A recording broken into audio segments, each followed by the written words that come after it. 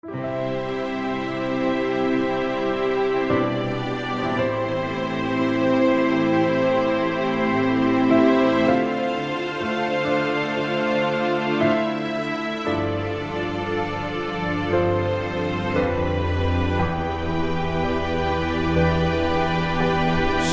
dan selamat pagi.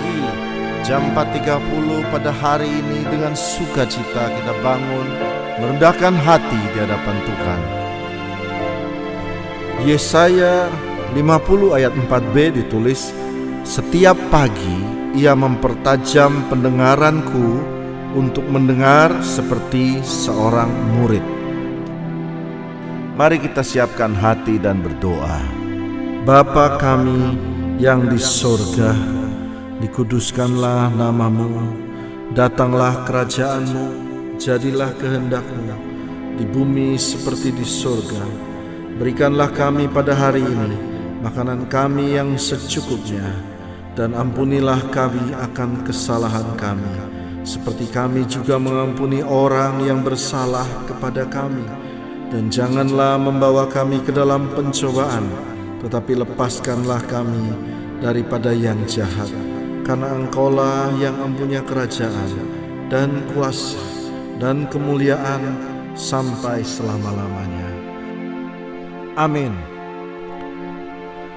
Hari ini kita akan membahas satu firman yang menarik dari 1 Samuel 9 ayat yang ke-5. Cerita ini adalah cerita tentang seorang bernama Saul. Pada waktu itu di zaman Israel belum ada raja. Hanya ada para hakim-hakim atau para nabiah dan nabi-nabi yang sebagai hakim di Israel. Lalu karena bangsa Israel menginginkan seorang raja, maka Tuhan pun mengatur supaya ada raja di Israel. Dan raja pertama itu dipimpin oleh orang bernama Saul. Nah, ini adalah cerita tentang Saul dari 1 Samuel 9. Diceritakan bahwa Saul itu kehilangan keledai-keledainya. Saul itu tinggi, lebih tinggi daripada orang-orang di sekitarnya. Lalu Saul bersama bujangnya ini mencari keledainya. Ketika mereka sampai di tanah Zuf, berkatalah Saul kepada bujangnya, "Mari kita pulang. Nanti ayahku tidak lagi memikirkan keledai-keledai itu, tetapi khawatir mengenai kita." Garis bawahi kata Saul, "Mari kita pulang." Lalu ayat ke-6, tetapi orang ini atau bujangnya, bujang atau kacung daripada Saul berkata, "Tunggu, di kota ini ada seorang abdi Allah, seorang yang terhormat. Segala yang dikatakannya pasti terjadi. Mari kita ke sana. Mungkin ia dapat memberitahukan kepada kita tentang perjalanan yang kita tempuh ini." Jawab Saul, "Kalau kita pergi kita kasih apa? Roti sudah habis. Tidak ada pemberian untuk dibawa kepada abdi Allah itu." Jawab bujang atau kacung itu, "Ini pakai uangku 1/4 shekel." Mari kita lihat di sini bahwa pada perjalanan mencari keledai daripada Saul, di tengah perjalanan Saul berkata, "Yuk pulang yuk. Mari kita pulang." Tetapi di ayat ke-6 bujangnya berkata, "Mari kita ke sana, ke tempat abdi Allah itu." Dua perbedaan. Yang satu Saul berkata, "Mari kita pulang," sedangkan bujangnya berkata, "Mari kita ke sana." Nah, ini menjadi hal yang penting buat kita pelajari dalam berjalan dalam kehidupan. Jangan sedikit-sedikit berkata seperti Saul, "Mari kita pulang." Banyak orang dalam kehidupan hanya karena 1-2 masalah dalam hidupnya, lalu dia berkata, "Sudahlah, aku menyerah saja, mari kita pulang." Tetapi mari kita punya hati yang kuat. Seperti bujang ini berkata, "Mari kita ke sana." Dan di sanalah waktu dia ketemu dengan Samuel, Nabi Samuel, terjadi perubahan sehingga Saul diurapi menjadi raja. Karena kata, "Mari kita ke sana." Yang menarik lagi adalah cerita tentang Naaman, seorang jenderal yang sakit kusta. Pada waktu dia berjalan menuju ke Israel, bertemu dengan Nabi Elisa. Lalu Elisa menyuruh dia untuk mandi 7 kali di sungai Yordan. Dan dia tersinggung sehingga Naaman sang jenderal itu berkata, kita pulang saja, bukankah ada sungai-sungai di Damsyik yang lebih indah daripada sungai Yordan yang jorok ini. Tetapi kacung daripada Naaman berkata, Tuanku, kita sudah jalan sampai sini.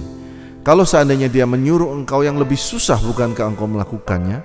Dia hanya menyuruh engkau untuk taat dan rendah hati, berenang di situ 7 kali. Dan puji Tuhan, Naaman taat sehingga dia sembuh total. Pada intinya adalah sudah sampai jauh-jauh, jangan gampang berkata mari kita pulang hanya karena emosi, hanya karena keadaan jiwamu yang tidak stabil, atau juga karena beberapa masalah. Tetap melangkah bersama dengan Tuhan. Kemarin kita juga membahas tentang cerita tentang Israel yang dikepung oleh tentara Aram Raja Ben-Hadad, sehingga pada waktu itu terjadi inflasi yang luar biasa. Kemarin kita baru belajar dalam doa pagi, inflasi luar biasa, sehingga dikatakan 1/4 cup tai merpati atau setengah gram harganya dirupiahkan 800.000 rupiah untuk tai merpati untuk jadikan makanan. Lalu pada pagi harinya, saudara, Tuhan melakukan perbuatan ajaib. Lalu sekelompok orang kusta berkata begini, ayo kita pergi ke perkemahan musuh. Di kota kita ini sudah miskin dan melarat. Kita makan tai di situ, atau lebih baik kita ke perkemahan musuh dan kita makan sesuatu di sana. Dan mereka berkata, baiklah, mari kita pergi ke sana. Dan waktu ke sana, mereka mendapatkan tentara musuh sudah hancur. Mereka makan sampai puas. Karena itu hari ini kita belajar pagi hari ini, mari kita ke sana, tetap melangkah. Jangan mudah semangatmu patah. Bukankah Filipi 4 ayat 13 berkata, segala perkara dapat kutanggung di dalam Kristus yang memberi kekuatan kepadaku.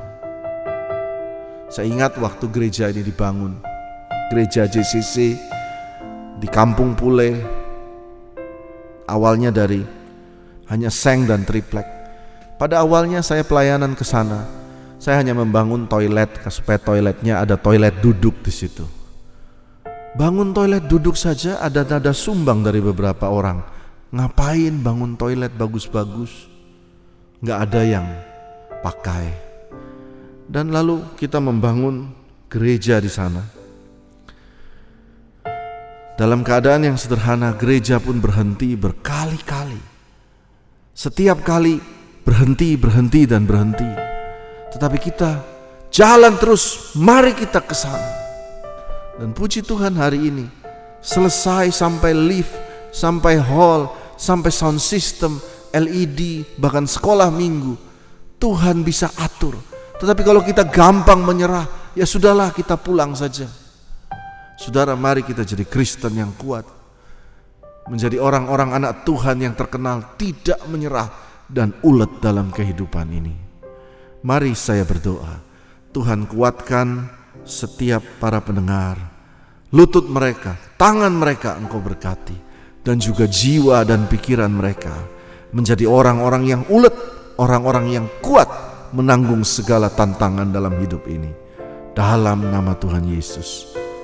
Amin.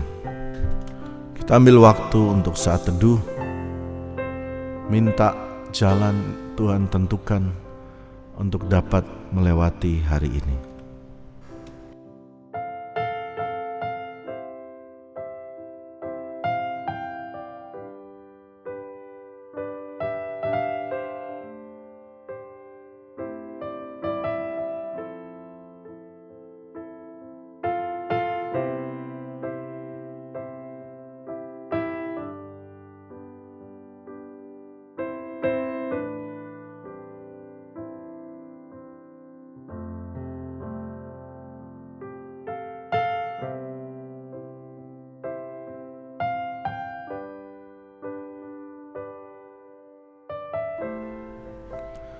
Ada sebuah kisah di China, di mana di sebuah gunung orang menyeberang ke gunung sebelahnya, dan setiap melewati desa,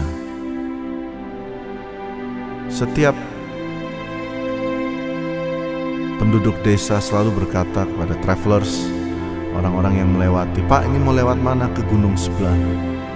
Dan mereka penduduk desa selalu berkata, "Oh, di depan, sedikit lagi, sedikit lagi." Lalu dia pergi ke desa berikutnya. Penduduk desa juga berkata, "Pak, sedikit lagi, dan sedikit lagi." Demikian seterusnya, beberapa desa telah dilalui. Dan akhirnya setelah mereka sampai di sebelah, mereka lihat ternyata banyak sekali desa yang sudah dilewati. Tetapi kata sedikit lagi itu menguatkan kaki mereka untuk tetap berjuang sampai akhirnya. Anda akan diberkati, ekonomi Anda akan berubah, Anda akan masuk dalam era kelimpahan, Anda akan kuat kembali. You are blessed. Tuhan telah melakukan perkara besar bagi kita. Tuhan memberkati engkau dan melindungi engkau. Tuhan menyinari engkau dengan wajah-Nya dan memberikan kasih karunia. Tuhan menghadapkan wajah-Nya kepadamu dan memberikan damai sejahtera.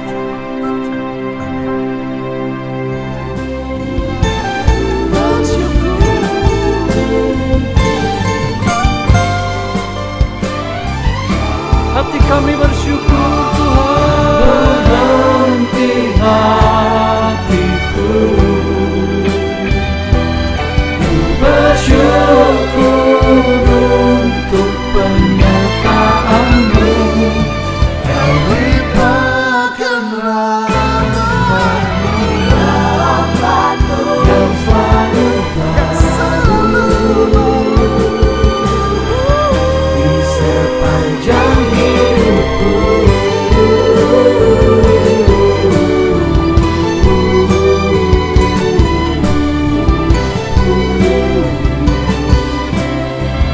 Di sepanjang hidupku.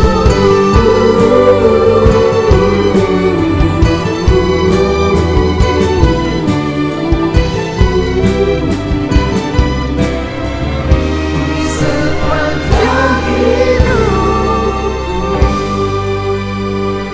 Tuhan memberkati saudara. Selamat pagi.